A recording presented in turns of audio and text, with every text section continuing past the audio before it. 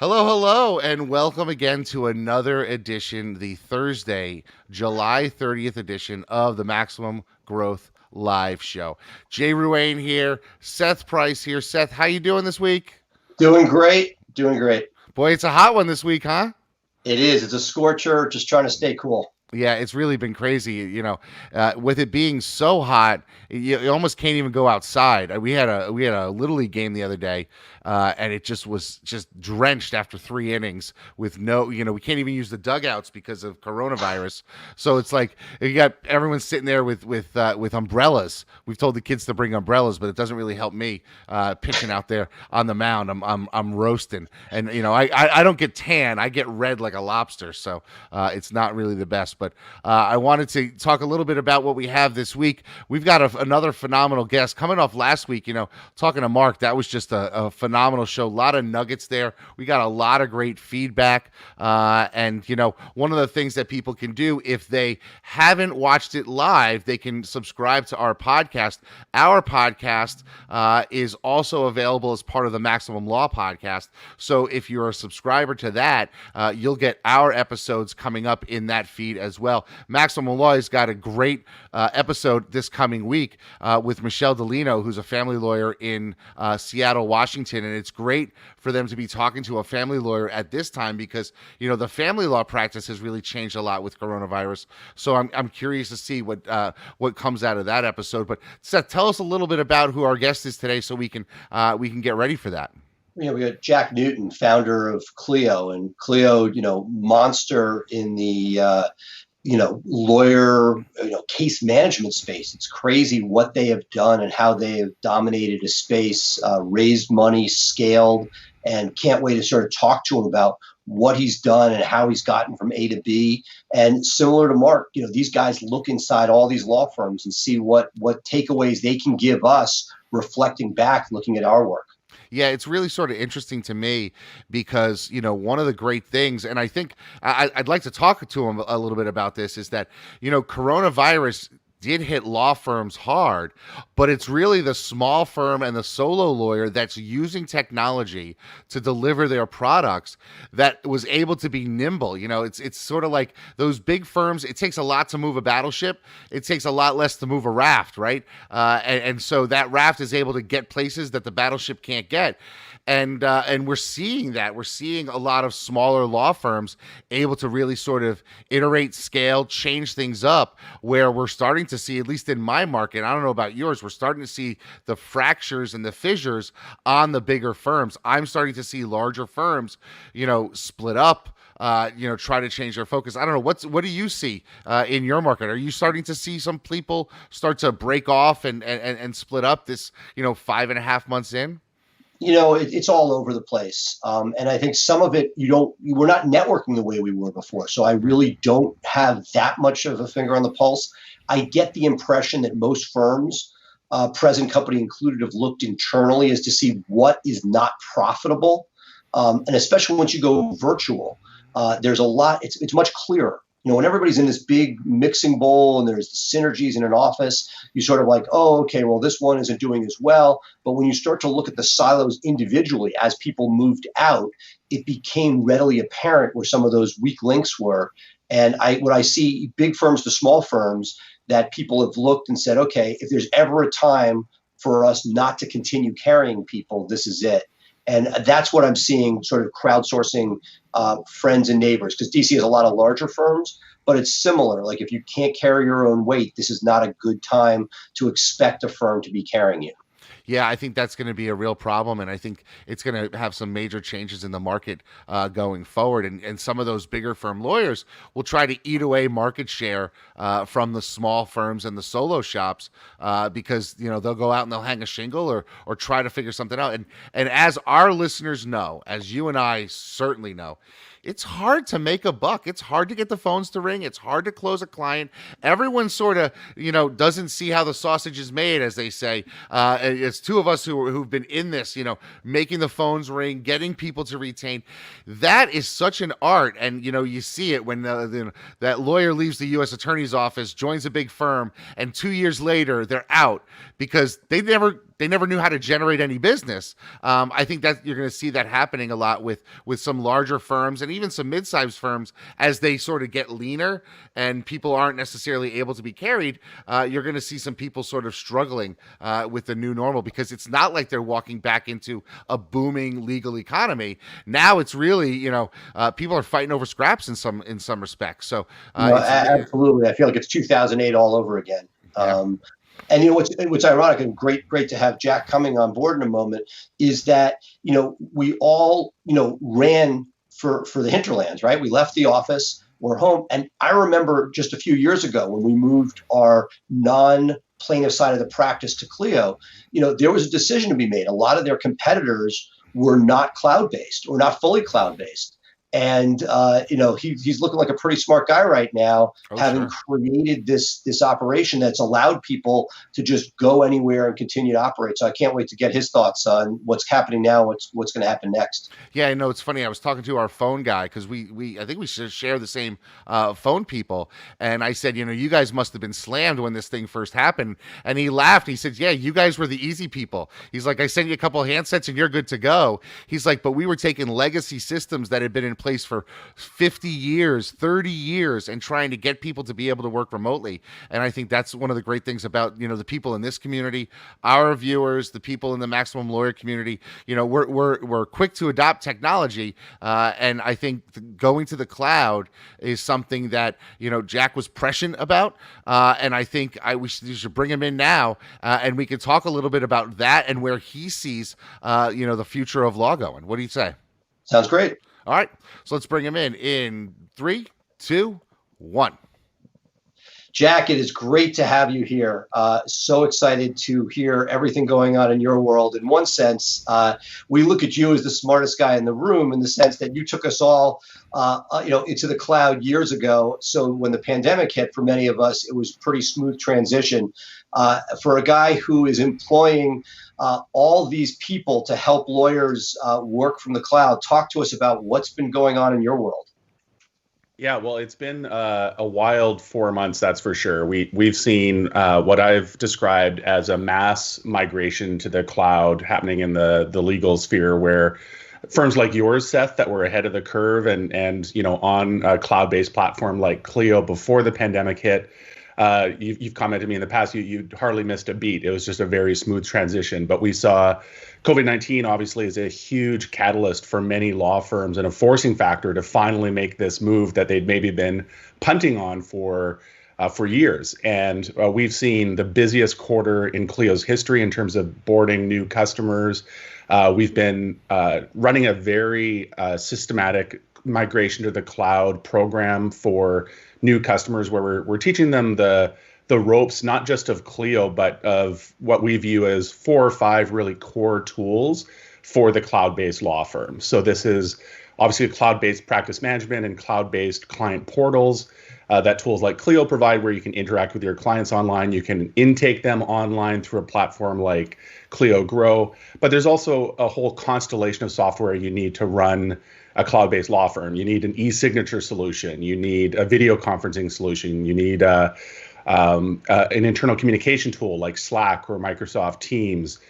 You might need a cloud-based telephony platform like Dialpad. So we've been really helping customers understand not just Clio, but this broader suite of cloud-based tools that they need to run a successful cloud-based law firm. And it's been honestly really pretty exciting seeing how many firms have leaned into technology in a really aggressive way in the last few months. That, again, we've seen what I would regard as a decade or more of digital transformation and technology transformation happen in legal just in the course of 4 or 5 months. That's awesome. And look, obviously appreciated. Our podcast here focuses on growth. And you guys, when I met you, you were one of many players in the space, and you've really excelled. You've raised money, you've scaled. Can you walk us through, some of the things that you've focused on as, growing Clio to what it is today? I mean, the onboarding of people, creating of systems. Jay speaks a lot on systems. What are the things that you've seen that have been responsible for you guys getting to the stage that you're at, sort of leaving a lot of your competitors behind?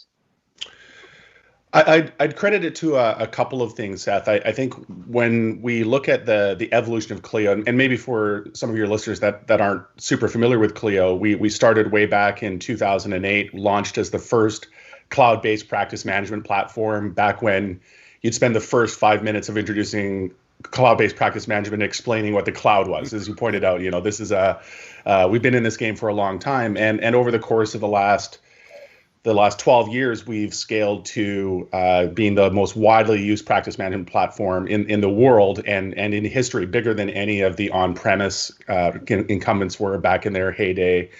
We've got over 150,000 legal professionals that depend on Clio every single day. Clio itself is a company of over 500 people now, and we've raised over the course of our history almost $300 million of funding to build the platform that is Clio. And last year announced our biggest funding round, our Series D funding round, which was a $250 million Series D led by TCV and JMI Equity. And these are investors that are behind companies like Airbnb and Peloton and Netflix. So really exciting to have that kind of investor and that financial backing to take Clio to the next level. And in terms of our growth path, I would really credit our success to a couple of things. And I really think it boils down to being relentless on these two factors. One is focusing on the customer, being customer centric and listening to your customer. And in fact, I, as you know, I've recently wrote a book called The Client-Centered Law Firm, basically taking these customer-centric ideas from the product and the startup world and applying them to law firms. And we can talk about that in a few minutes as well, in terms of how you can take some of those lessons to a law firm. But I really think we listened intently to what our law firm customers wanted. Just as a bit of context, by the way, I'm not a lawyer. I'm trained in computer science, got a master's degree in machine learning. I really did not know anything about the legal industry when we started building Clio. I was a technologist, and I saw this cloud wave of technology transformation as being one of the most important waves of technology transformation in history, and saw it as a unique opportunity to transform an industry, and ended up identifying legal as an industry that was ripe for that transformation. But through the course of building empathy for my customers, building solutions for them and listening to them in terms of how they're able to deploy them, that's really at the heart of what took Clio to its success from a product perspective. And Mark Andreessen, just before I leave that topic, talks about this concept of product market fit, and this idea that you need to be continually iterating on your product in order to continually improve its fit with a market's needs. And that's exactly what that customer centricity approach will deliver to you, is a product that ends up addressing the needs of your market all that better, and improving the overlap of that Venn diagram between your product and the market needs. The second thing I would credit Clio's success with is our internal culture, just the culture that we've built over the course of the last 5 years, or 12 years rather, that's allowed us to scale to 500 people. And culture eats strategy for breakfast is one of the Peter Drucker quotes I'm a huge fan of. And you can have the best strategy in the world. You can have plans for how you're going to win the cloud-based practice management space, and really, if you don't have a culture that will enable your company to pursue that strategy and execute on that strategy, if you don't have a culture, you alluded to some of these issues as well. If you don't have a culture that embraces the idea of developing employees, of helping them do the best work of their careers, you're going to fail. So culture is absolutely key. We talk about a culture at Clio of being high performance, but human. And we encapsulate that in a saying, which is, we're a human and high performing organization, meaning that we think we can coach and develop our employees. We can give them feedback. We can help them become better people. And we can also place really high demands on them. Our expectations of high performance are absolute. We don't tolerate underperformers. And very much as Reed Hastings talks about in the Netflix culture deck, if you're not a fit for the culture, if you're not performing at the level you need to, we don't hesitate about giving somebody a nice package to exit the organization. But we know that to maintain that high performing culture, people need to be surrounded by peers that are also high performing. And I'm a huge believer in the idea that one bad apple spoils the bunch. If you have one underperforming, if you have one person who's cynical or not signed up for the mission, they can really have a much larger negative impact than I think many people realize. So culture is absolutely integral. And what I would say to conclude that thought is a strong mission, and a mission that people really attach to and believe in, is a really important aspect of building that culture and building that environment of high performance. We talk about at Clio, our mission being to transform the practice of law for good, with that deliberate double meaning of wanting to have a positive impact on law, to make lawyers happier, to make clients happier, and for this to be our permanent dent in the universe as well. And it's one of the ways, by the way, that mission is one of the ways we're able to attract employees from companies like Google and Shopify and Amazon and Facebook, where people resonate deeply with our mission and join Clio because they want to have an impact on a really important industry. We're going to pivot to exactly what you're talking about, which is looking inside of law firms and maybe lessons you've seen that are applicable for them. But you said something that I'd love to, that Jay and I have talked about, and that you hear a lot in the Max Law community, which is, one bad apple. Obviously, you want to get rid of that poison. We talk about it, but there's a reality when you're running a business and you're trying to get stuff done. The idea of letting somebody remain until you get somebody new versus having the wherewithal to allow something not to get done for a period of time. Now, you've scaled, you have a lot of people, but over the years, you've probably had those decisions to make. This is something I struggle with myself. You know where your weakest links are, and figuring out how quickly to get them out versus a smoother transition where you would have time to hire it on board and have that easy replacement. How have you dealt with that at Clio? Yeah, as painful as it is, Seth, my approach has always been, you've got to tear that Band-Aid off, because the bad apple, this is truly, and I would maybe, provide a little bit of context here in that I think there's some nuance that's important. A bad apple that I would view as somebody that's having an active negative impact on the organization in some way, despite the fact they might be a hard worker, they might be your best sales guy. They might have a really high impact role in the company, but if they're toxic, you need to get rid of them right away, because that invisible damage that they're doing below the waterline to culture and morale is just too high a price to pay, no matter what the upside of that employee is. So I think as soon as you identify them as a bad apple, you need to make that quick move to get them out, because what's not obvious to you is that they're having that negative impact below the waterline, and they're dragging everyone's else performance down.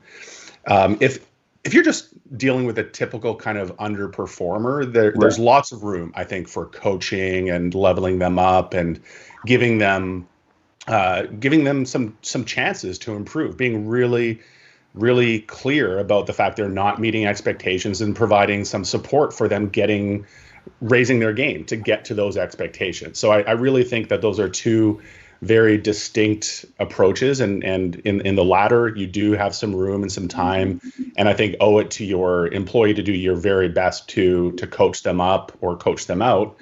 And in the former case, that bad apple scenario, you just need to get rid of them. There's a fantastic This American Life podcast. I don't know if you've talked about this in your group. It's a podcast from, I would say, 5 or 6 years ago, talking about bad apples. And it actually talks about some sociological research that examines the impact of bad apples. And what is so interesting about this podcast and the body of research that it references is the typical notion that, or the widely held notion rather, that a high performing team will kind of rise above the impact of a single bad apple is actually not the case. This study looked at the impact of a bad apple on an otherwise and previously high performing team and found that in reality, the impact of a bad apple is actually the opposite of what we intuitively think. And the performance of the team actually averages and trends down to the bad apple's level of performance rather than the inverse. So just think about that. One bad apple truly spoils the bunch and drags down your entire high performing team down to their level. And interestingly, they also talked about almost an ontology for what kinds of bad apples you can have. So if I remember correctly, it's been a little while since I listened to this podcast, but there's three types of bad apples. There's the slacker who just won't contribute to the project or to the team. There's the depressive pessimist who just walks around moping, talking about how we're never going to succeed at this crazy audacious idea that the boss has, and is basically just cynical. And then I think there was what they just described as the asshole, somebody who is maybe a high performer that is just rubbing everyone the wrong way. And again, the performance of the whole team gets dragged down by that.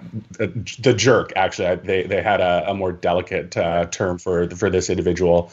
But if you have one of those three types of bad apples on your team, you need to excise them. You need to look at them as a cancer that is going to spread in your team if you don't get rid of them. So, great episode of This American Life that I'd highly recommend your listeners check it out. I'm going to take that analogy one step further, because something I've dealt with, had bad apples probably in all those different categories over time. Some of them are easier. If you can just extract it and it's done. Sometimes you have sort of other cancerous cells that they've touched. That's right. How do you deal with this sort of, because at some point you realize it's there. It's not usually day one. And now you see people that have been infected. Do you usually find that by pulling the bad apple out, you're good? And obviously you put some focus on those people, or do you have to sort of cut further around in order to make sure there's no cancerous cells left? How do you deal with that piece?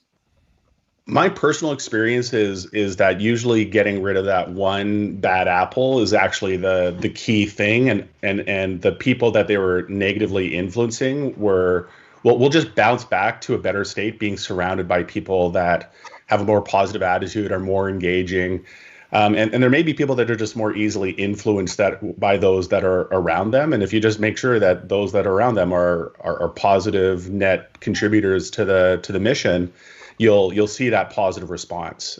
So my experience has been, if you get rid of that one bad apple, you don't need to worry too much about excising anyone they may have touched, so to speak. But I think you want to be eyes wide open and keeping your ear pretty close to the ground after you've removed what you think is the bad apple, because there might be more than one. Great. Well, before we turn to Jay, you talk about the client-centric law firm. One of the things I always ask people, we had Mark Britton on last week, was you have the benefit of seeing with you and your team inside of hundreds, if not thousands of law firms. And what are some of the things that you can give us as takeaways? What are you seeing that the great firms that are building and growing are doing right? And what are some of the things that you may see that you see as red flags where you end up seeing problems within those firms? Yeah, great question. And I do view the position that I'm in at Clio as being a really fortunate one, where we get to be almost like a McKinsey or a Boston Consulting group of law firms, where we get to see thousands and thousands of law firms and get on the insides of the best run law firms in the world. And I would say that some of the common traits of the highest performing law firms are exactly what I encapsulated in my book, actually, this idea of being client-centered. When I looked at the themes of it manifests itself in so many different ways in terms of the specific strategies and specific approaches you see taken at these law firms. But at the end of the day, when you look at the thinking and the motivation that's driving their strategy, it's being client-centered. And it's really this idea that my law firm is here to solve people's problems. I'm not here to advertise or to market what an amazing lawyer I am, or what my GPA was in law school, or who I clerked under. I'm here to solve people's problems. I think the law firms that have even a basic awareness of business and sales and marketing have a huge edge.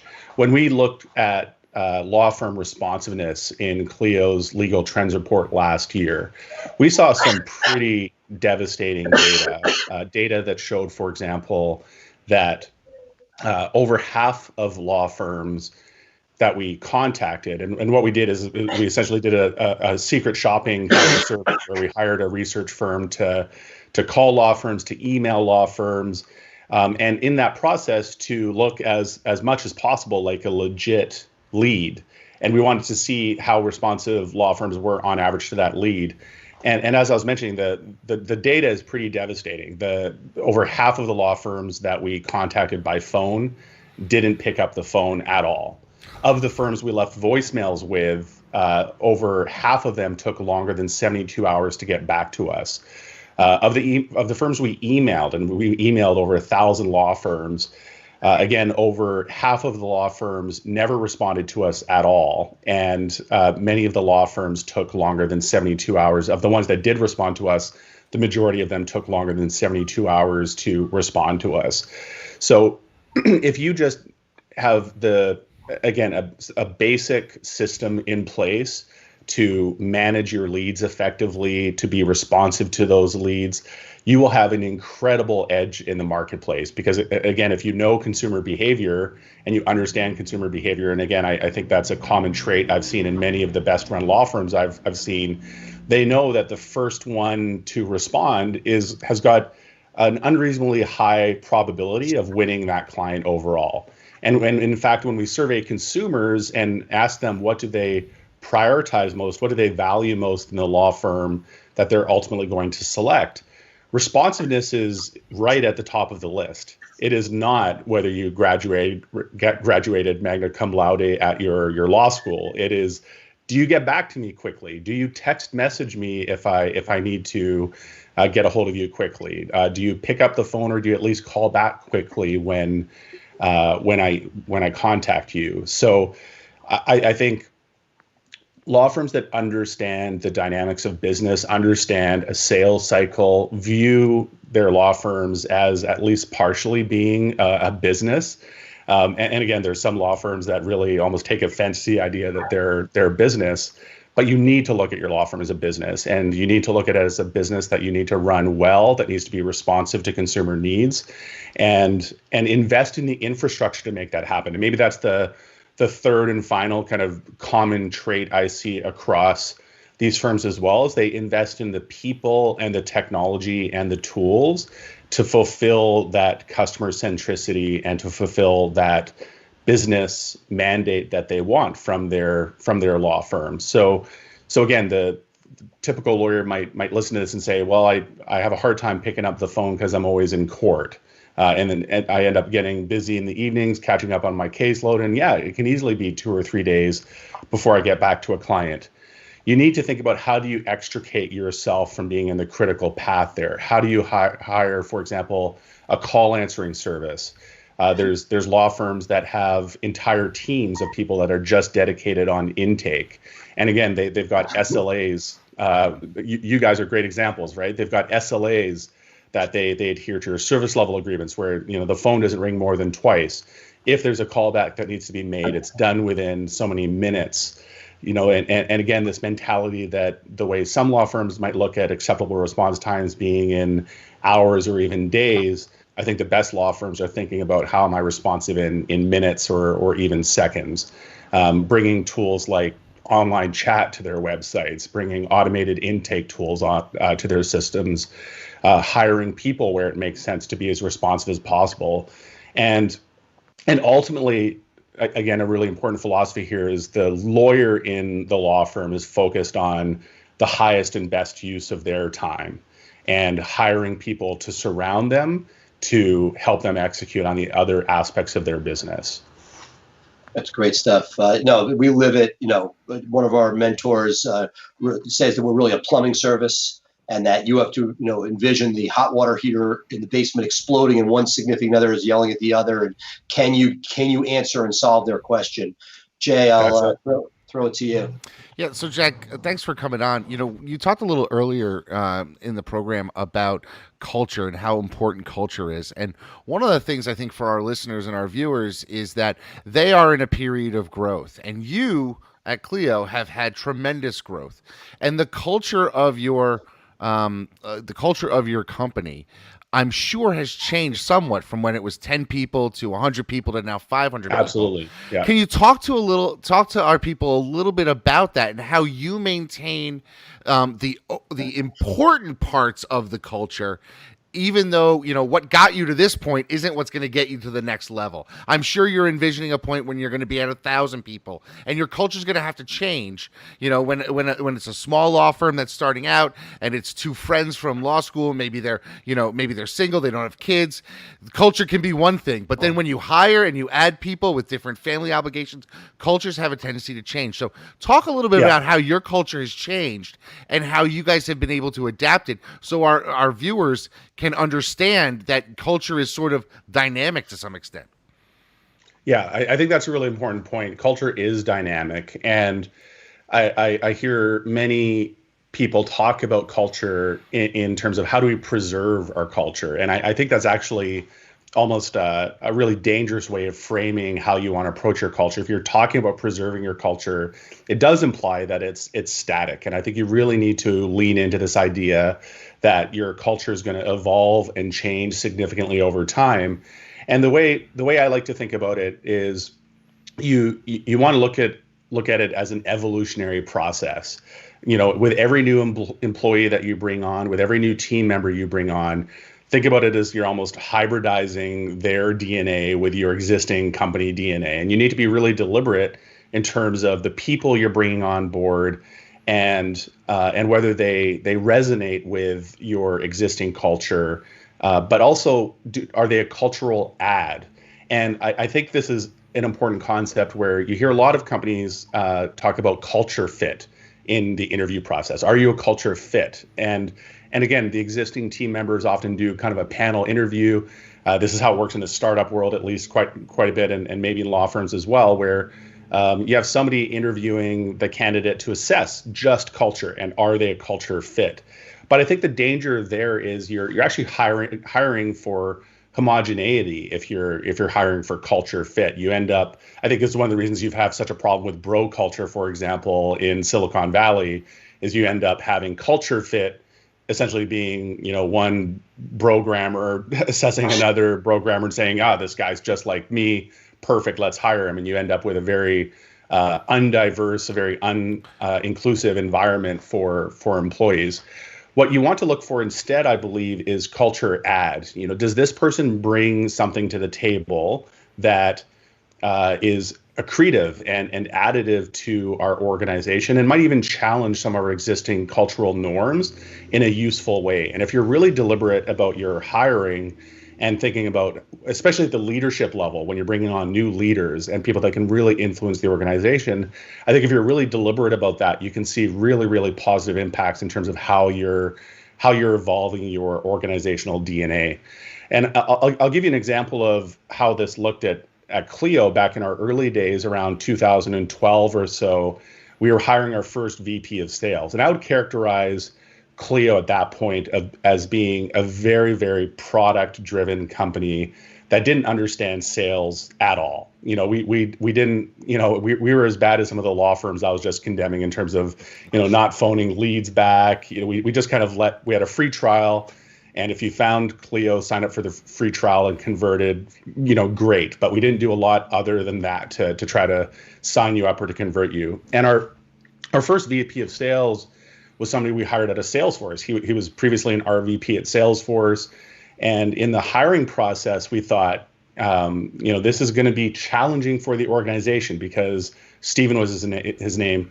Steven's going to bring a whole new set of DNA to the company. And he's going to bring some sales methodologies and an approach to growing the company that's going to challenge Clio. But we viewed that as a very positive evolutionary step that was actually necessary for us to succeed in the way we wanted to over time. So we brought Steven on board with this very kind of deliberate approach, saying there's going to be some ups and downs in this journey with Steven. But he's going to challenge us in some really unique ways to become a more sales-driven organization, not instead of being a product-driven organization, by the way, but layering that on top and again, kind of hybridizing that approach with our existing culture. And sure enough, coming out of 4 years of Steven leading our sales team and being an executive at the company, Clio had really gone through an important inflection point to being the kind of category leader it is today. And I think you need to be very deliberate about the hiring, especially of leaders, to bring on that culture add to the team. The second thing I'll comment about evolving culture and maintaining culture, or at least maintaining the core elements of your culture over time, is being really clear about what your values are. So again, it was a few years into Clio's initial growth journey where we felt, hey, we've grown from 2 people to now about 50 people, and we feel like we've got something really magical in the culture here. There's something special that everyone comments they haven't seen in any of the other companies they've worked at. Let's try to write down and encode what these values of our culture are. And we went down and basically crowdsourced these in a pretty grassroots way, and encoded what we felt were Clio's core values at that point in time. And we ended up with 7 core values out of that exercise. And we still have those 7 core values today. Some of them have evolved and changed slightly over time, but what I think is important about having some core values that you can write down and share with potential new team members is I view your values as being like the rules of a sport almost. And in hiring a new employee, you need to say, here's the rules we play by. Like, this is how we measure winning and losing. And by the way, if you don't sign up for this set of values and they don't resonate with you, this probably isn't going to work out. And just being really deliberate about that and being clear with people that if these don't resonate strongly with you, keep the job search going. Like, we're maybe not the right place for you. And that provides a very clear, we make it part of our interview process. It's part of the scorecard for every employee we interview, is this assessment of how well they line up with our values and how much they appear to even live our values through their own professional experience and their own personal experience. It's something that we strive for. We talk a lot about within Max Growth and within the Max Law community values. A lot of us have struggled with everybody being remote. You try to sort of scale visiting employees, social distancing, doing happy hour Zooms. Have you found anything at scale that you've been found useful for trying to reinforce, values post-hire? How do you keep that culture sort of afloat when you can't touch people the way you did before? Yeah, it's number one, hard. I think especially, with everyone being remote, I think one of the ways your culture gets reinforced is people osmotically in all of those kind of happenstance run-ins in the office and observing behavior in a meeting and so on. That's gone away, at least to an extent, in this Zoom world that we're all trapped in, at least for the time being. So I'll acknowledge, number one, that it's very hard and harder than being in person, but it also gives an opportunity to be a little bit more deliberate about it. I think one of the things that's really important about culture and values is making them part of your everyday language and your everyday discourse. So reference back to them all the time. Reference back to them in terms of how you make decisions. I think that values that are actually additive and valuable in an organization are values that help you make decisions. Values should be opinionated in the sense that they shouldn't be almost these tautological values that you see in some organizations, like act with integrity. Okay, great. That's kind of a good basic human property to have, but does it help you make hard decisions? It doesn't. I think good values, and I'll give you an example of one of Clio's values. Our first value is customer success comes first. So we prioritize our customers' success over anything else. So when we're lining up certain decisions, even when COVID hit and we launched $1 million relief fund for our customers and really put a ton of company resources around helping not just our customers but the entire industry navigate this crisis. That value was our North Star and helped us make some very tough decisions over the course of the last 4 months. So you need to make them part of your everyday discourse. You need to talk about them. You can't just have them up on the wall somewhere, especially when nobody can see that wall amidst the pandemic. You need to make them part of your everyday language and reference them, as leaders, as one of the ways you're making decisions. And to me, that is actually, as I mentioned, one of the almost quality assurance checks you can make of your values is, can I easily weave these into my everyday conversations with employees to help them understand how I make decisions? Because ultimately, again, the value of a good set of values can be that your employees, without you in the room, can start making better decisions using those values as a North Star for the everyday decisions they're making on the ground. And if you succeed at doing that, you'll have a massive win, because all of a sudden you're taken out of those decisions. You can start operating a bit more strategically. Yeah, I think the great takeaway here is use your values as a North Star and let your employees guide themselves with that. That's right. I mean, that's really something that I think a lot of people need to sort of hold on to and make sure that you define it, because without defining those values, it really doesn't allow them to get an idea of where they're going. And that's right. That's a great message.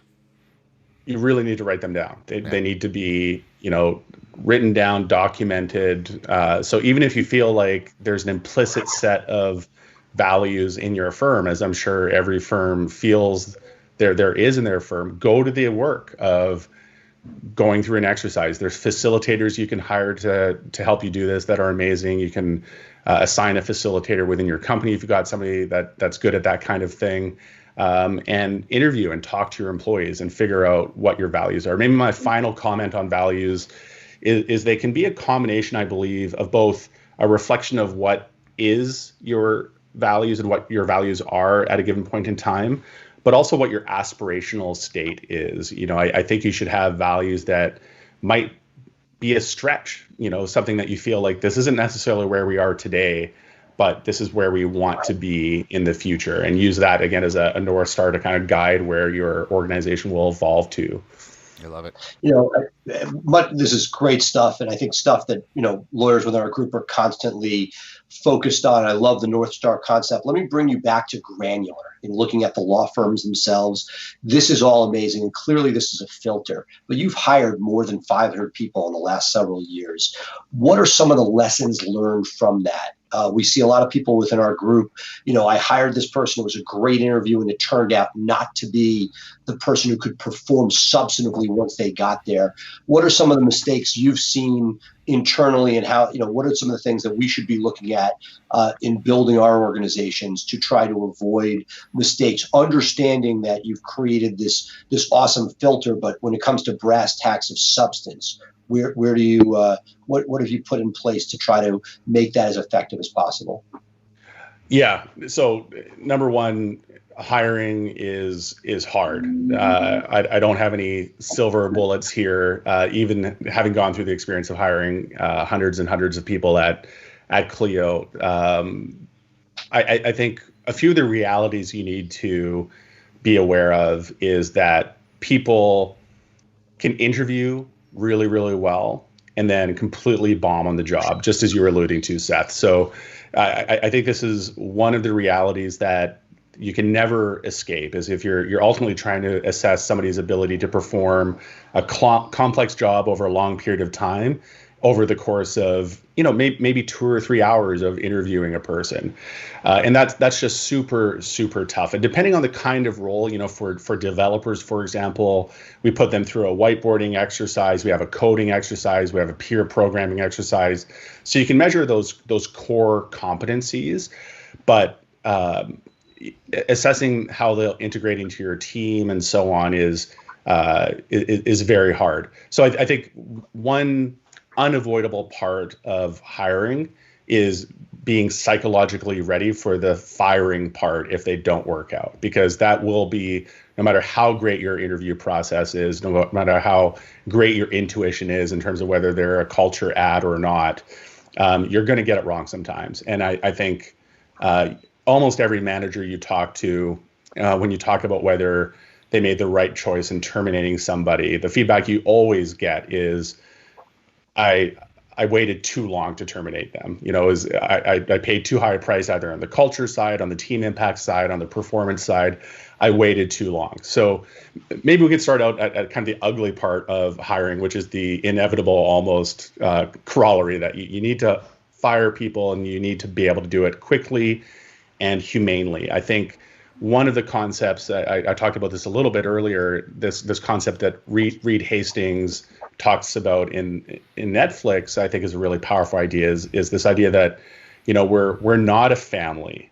And there's a lot of companies that talk about being one big family. And I think that's actually a bit of a dangerous metaphor. And it's exactly what Reed Hastings points out. He says, we're playing a team sport here. We're playing a competitive sport, and I owe it to the rest of the team to have the best players in every role. And we will hire and cut aggressively to make sure we've always got the best people in the right role. So you've got to take that mentality with hiring and firing, and just take the approach that you owe it to your team to have the highest performers in every role. And then one of the ways they solve what is a huge psychological handicap for many people is just how hard it is to fire people. Reed takes the approach of saying, give people a really generous severance package. Just say we got it wrong. You've made a good contribution to the team. Maybe we've scaled beyond your capabilities, or maybe we even got the hiring process wrong.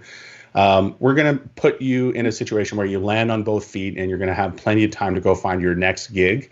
And it can help take a lot of the discomfort around the firing process out of the equation.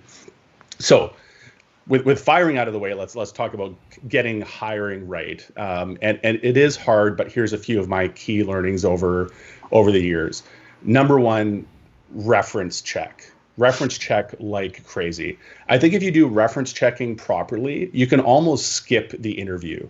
And by the way, reference checking properly means doing it almost exclusively through backdoor, back channel references. You do not ask the candidate for the list of references that they've pre-vetted and given the scoop in terms of what they should say when you reference check them. Go find 4 or 5 people that have worked with them in the past. And this can be a lot of work, by the way, but it will pay dividends 1,000 times over. Go talk to a former boss. Go talk to a former colleague. Ask about the things that are important to you in terms of what you view as the successful attributes of somebody. Ask them if they would hire that person again. Ask them if they're in the top 5% or top 10% of people that they've ever worked with. And if the questions to those, or the answers to those questions, are not emphatic yeses, if they have any caveats, if they couch their response in a way that is anything less than unilaterally effusive, walk away. And I think that is, and I'm shocked, by the way, how poorly referencing is done in almost every company. I see people that I wouldn't touch with a 10-foot pole that have left Clio, that we've terminated, get a new job, sometimes a more senior job at another company, and nobody at that company has bothered to do a single reference call into Clio to see what kind of person they're hiring. Like, I am truly baffled at how poor referencing is, and it is work, but you can avoid, I would say, 90+% of the hires that go bad if you do a good job of referencing. So that's maybe my number one tip, and I think it's a universal tip that can work from everywhere from the individual contributor level up to your most senior leaders. Awesome. Jay, I'll give you the last question, but I had a final one, which is something that I've struggled with. Couldn't agree more about back channel references. When you can get them, amazing. What is your take on recent graduates? You get of value for people coming out and energy, but it's a lot harder to screen some of those things because you don't have the past performance. Yes. What's your feeling on getting somebody's second or third job out versus right out of school? Yeah, I think that's a great question. And I think one of the realities of fast growing organizations, and we've certainly dealt with this at Clio, is a reality is that you can't always hire the seasoned, perfect person for the job. You've often got to hire somebody that's a bit more junior than you might like in an ideal world, and then have to be really deliberate about coaching and developing them into that role. So we've had huge success with this. Of hiring recent grads, people right out of school, and of course, you've got almost nothing to work with when it comes to back channel references and so on in those kinds of situations. So you've got to go more off of the hustle. Do they have spunk? Are they competitive? Are they in team sports? Are they academic achievers? These are a few of the things I would look for as the DNA you're looking for coming out of a recent grad. Are they passionate about stuff? Do they have a hobby?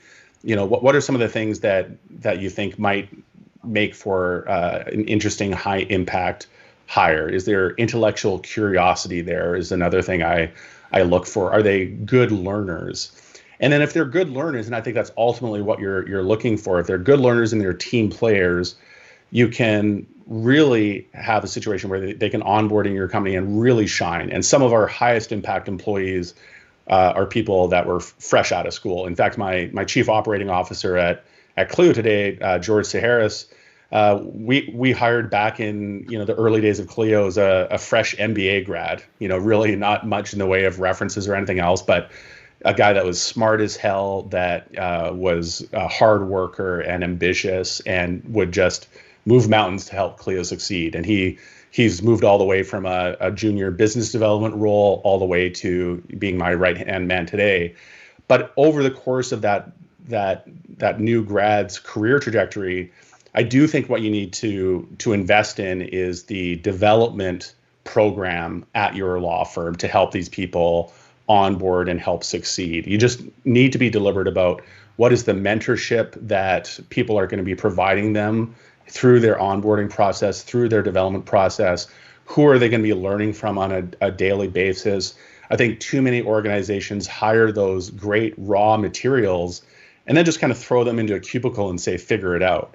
And most people will fail in that kind of environment. So I think you need to be very deliberate about how am I going to help this person train? How am I going to develop them? Who are their mentors in the organization going to be? Maybe you even invest in some external resources. I'm a big fan and a big believer in coaching, and I'm sure that that's something this group believes in as well. We've got an internal coach at Clio, and again, this is something we can do thanks to our scale right now, but we have dedicated internal coaches that just they can work with any employee that wants to sign up for it, and essentially have a flavor of CEO coaching for every employee that can help these coaches help them work through their professional challenges, help them develop, help them get better at their interpersonal skills, help them navigate some difficult conversations, and that's extremely powerful. So you can hire external resources and bring those into your law firm as well, and really see amazing acceleration of that talent over the course of just a few months, and certainly over the course of a couple of years. You can go from that fresh out of school, high potential candidate to somebody that is maybe one of the highest impact people at your law firm, because they've got that hustle, they've got that energy, and they want to succeed. But you really need to be deliberate about building that infrastructure around them to let them succeed. So I want to wrap up with a question for you. We've talked a lot about culture and about people, but one of the things that I think Clio brings to the table is simply technology. And if you look over the last, 12, 15 years, the adaptation of technology by the legal community has grown tremendously, probably more than at any other time in the history of law has there been such a mass adoption of technology tools to get people where they're at. So let's look forward a little, because now, working with the cloud products and using, CRMs and that type of thing has become somewhat of the norm. Certainly, there are plenty of firms that haven't done it. I don't know if those firms are going to be around in a decade from now, just because Right. they're the dinosaurs, right? But let's go forward a decade. What do you see as somebody who's in the field as the future of technology in law firms? Where do you think we're going? Just let's talk a little bit about that before we end this. Sure. So I think if we look at the past decade of technological development, and even if you look at the past 50 years of technology in law firms, a lot of it has been focused on internal productivity in law firms.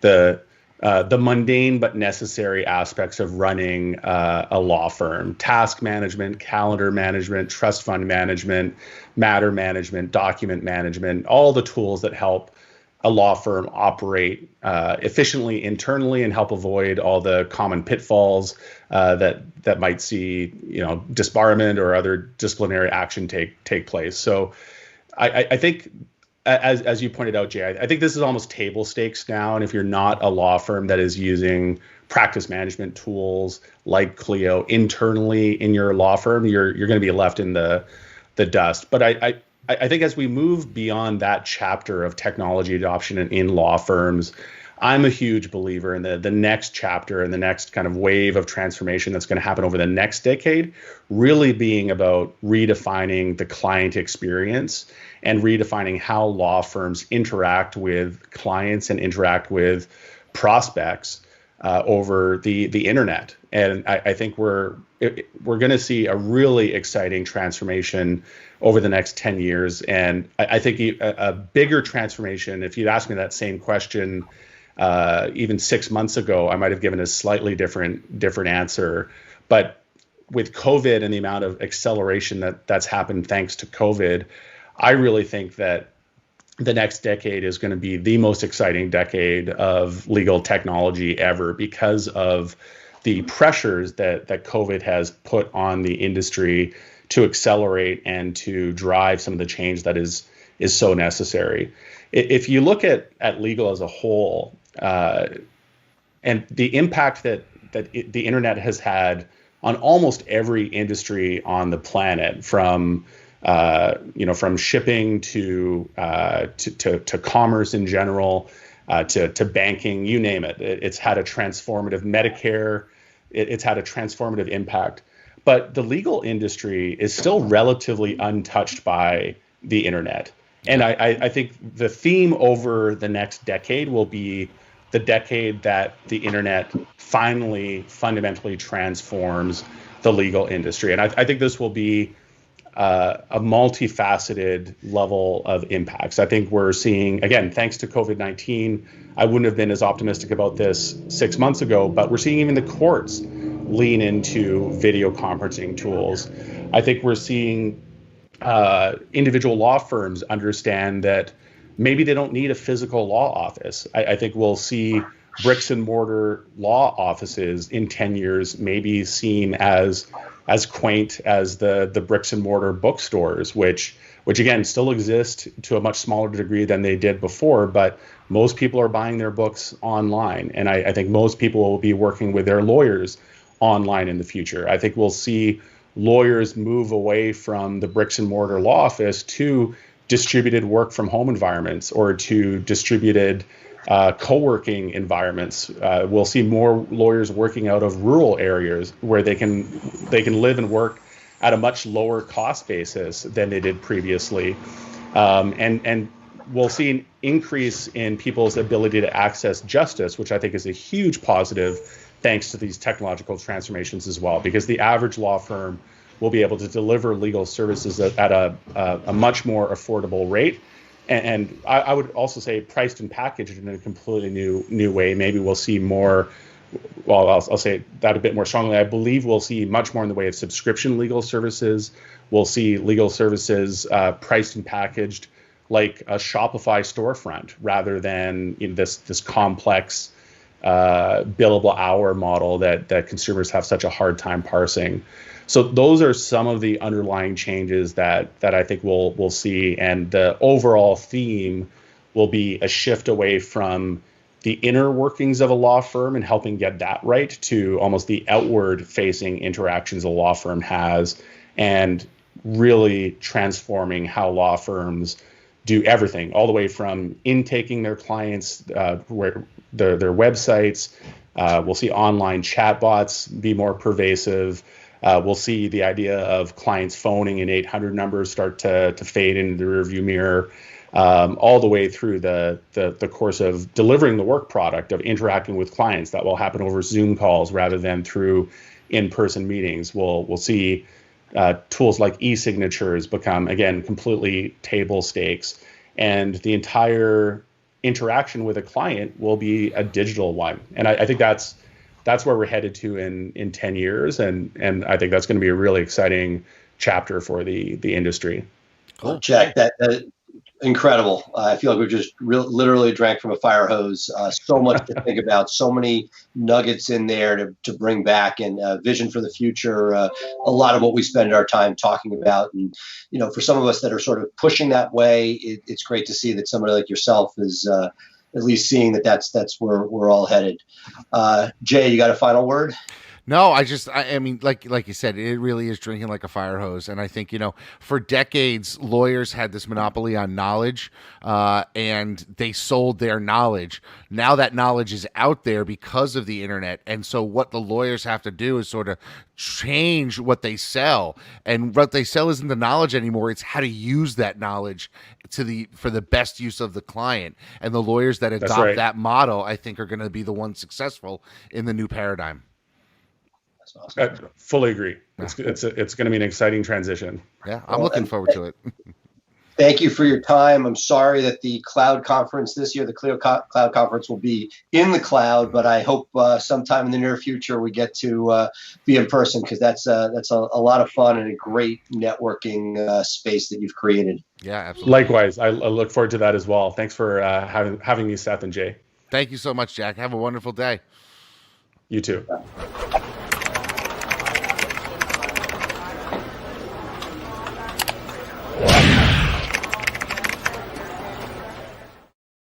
Wow, Seth.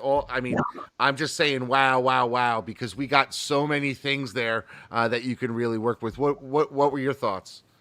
I thought this was one of the best delineations of the steps that a law firm needs to take for grow and scale. I was blown away. I've been to the Clio Cloud Conference, where it's focused on Clio, as it should be, but to get into the inner workings of how he grew, focusing on values, his takeaways on interviews, those are all of the things that I struggle with. And I feel like, I got more from this that I can't wait. My next call is to my team saying, hey, we got to make sure we're focusing on this, and this moving forward. Yeah, I really think there's a lot of good stuff here. Normally, like I did last week with Mark, I'm going to take a few moments now. I'm actually going to sit back down. Now that I've seen it all in one spot, I'm going to go back, rewatch it, take some more notes so that I can really put pen to paper and make things happen, because I think there's a lot of good takeaways there. So I want to invite you all, if you want to, you can watch this again. You can also download our podcast, which is available on all the major podcasting platforms, including the Maximum Lawyer podcast feed. You'll be able to get a copy of this show. We've got some great stuff coming up for you in a couple of weeks. We've been working really hard making this show the best possible show. We've got an episode coming up in the next couple of weeks, our top 10 growth hacks, and you're going to want to be sure to tune in for that, because we have a lot of great ideas that are going to help you take your level up and up and up and up. And that's really what it's all about. We're all here, all in on growth. So I want to say thank you so much for being with us this week. Once again, Seth, hey, guess what? We ran long. Can you imagine that? We ran long as normal. But for that, I'm Jay Ruane. He is Seth Price. We are Max Growth Live, and we'll see you next week. Bye for now. Thank you much. Have a great one.